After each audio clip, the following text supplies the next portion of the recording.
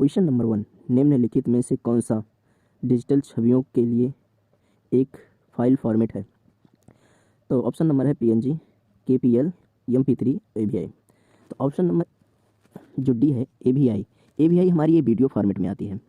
जो एक्सटेंशन होता है वो डॉट फाइल नेम और डॉट एक्सटेंशन, एवीआई ये वीडियो फॉर्मेट होता है। और ऑप्शन नंबर 3 एमपी3। एमपी3 होती है ये म्यूज़िक के लिए होता है, ये एक्सटेंशन जो होता है म्यूज़िक का होता है। और केपीएल ये किसी के लिए नहीं है, ऐसे कुछ भी नाम दिया गया है। और ऑप्शन नंबर ए जो है पीएनजी, ये पीएनजी होती है पिक्चर का एक्सटेंशन, पिक्चर फॉर्मेट होता है। और किसी चीज़ की, किसी छवि की यदि हमें, किसी पिक्चर की यदि हमें उसका एक्सटेंशन जानना है तो माउस की राइट क्लिक करके प्रॉपर्टी में जाकर और वहाँ पे उसके एक्सटेंशन को देख सकते हैं। तो हमारा सही आंसर होगा, हमारा सही आंसर है ऑप्शन नंबर ए। क्या है? ऑप्शन नंबर ए हमारा सही आंसर है पीएनजी। निम्नलिखित में से कौन सा डिजिटल छवियों के लिए एक फाइल फॉर्मेट है? तो पीएनजी है। डिजिटल छवियों के लिए एक फाइल फॉर्मेट है पीएनजी। ऑप्शन नंबर ए हमारा सही आंसर है। क्वेश्चन नंबर 2, 2.5 इंच की एक फ्लॉपी डिस्क की क्षमता कितनी होगी? तो हमारा सही जवाब होगा, पहले हम जान लेते हैं कि फ्लॉपी डिस्क क्या होती है। फ्लॉपी डिस्क एक मैग्नेटिक स्टोरेज डिवाइस है जो पहले बहुत हार्ड डिस्क के आने से पहले फ्लॉपी डिस्क का इस्तेमाल किया जाता था। और ये पतला और चिपटा होता है स्क्वायर में, और ये मैग्नेटिक स्टोरेज डिवाइस है। इसकी केसिंग जो है फाइबर से बनी रहती थी। और फिलहाल ये प्रेजेंट टाइम पे नॉट यूजेबल, अभी यूज़ में नहीं ली जा रही है। इसकी जगह को रिप्लेस कर दिया हार्ड डिस्क ने, और हार्ड डिस्क की जगह को रिप्लेस कर रहा है एसएसडी हार्ड डिस्क। तो ये फ्लॉपी डिस्क जो है पहले कंप्यूटर में स्टोरेज के लिए लगाई जाती थी, अब स्टोरेज के लिए हार्ड डिस्क की फ्लॉपी डिस्क की जगह हार्ड डिस्क लगाया जा रहा है।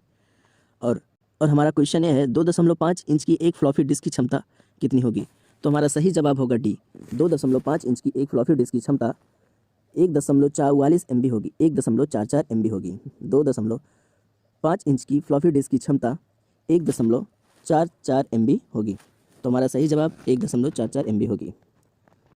क्वेश्चन है हमारा, निम्नलिखित में से कौन खुद को रिप्लिकेट करके अपनी कॉपी बना लेता है?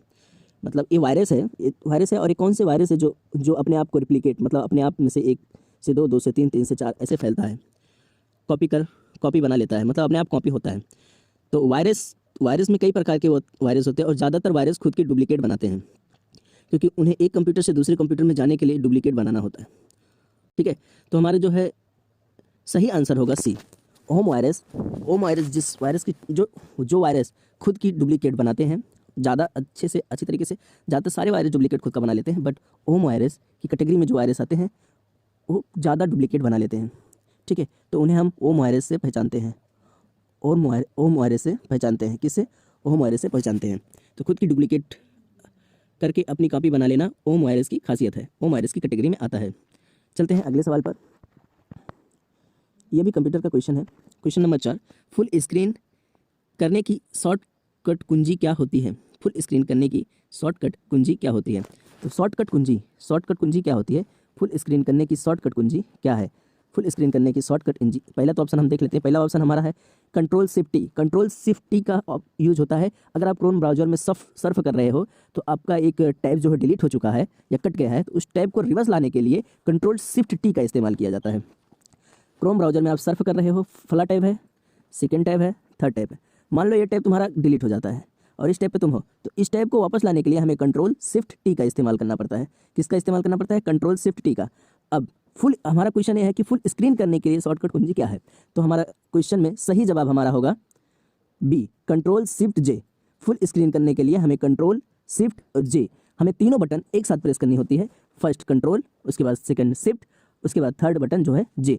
एक साथ प्रेस करके हम फुल स्क्रीन को कर सकते हैं, अपने विंडो स्क्रीन को फुल स्क्रीन कर सकते हैं। अपने विंडो स्क्रीन में जो कुछ चल रहा हो उसको फुल स्क्रीन पर ले सकते हैं।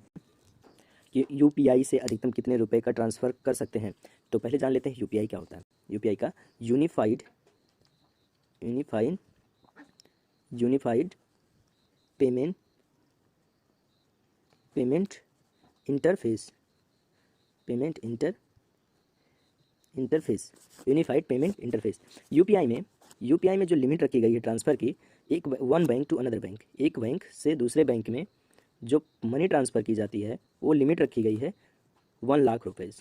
1 लाख रुपए रखी गई। किसमें? एक बैंक से अनदर बैंक में यूपीआई के थ्रू मनी ट्रांसफर करने के लिए 1 लाख रुपए रखी गई। तो हमारा ऑप्शन नंबर डी सही है। हमारा ऑप्शन डी सही है। तो यूपीआई का फुल फॉर्म होता है unified payment interface. Unified payment interface UPI का फुल फॉर्म होता है।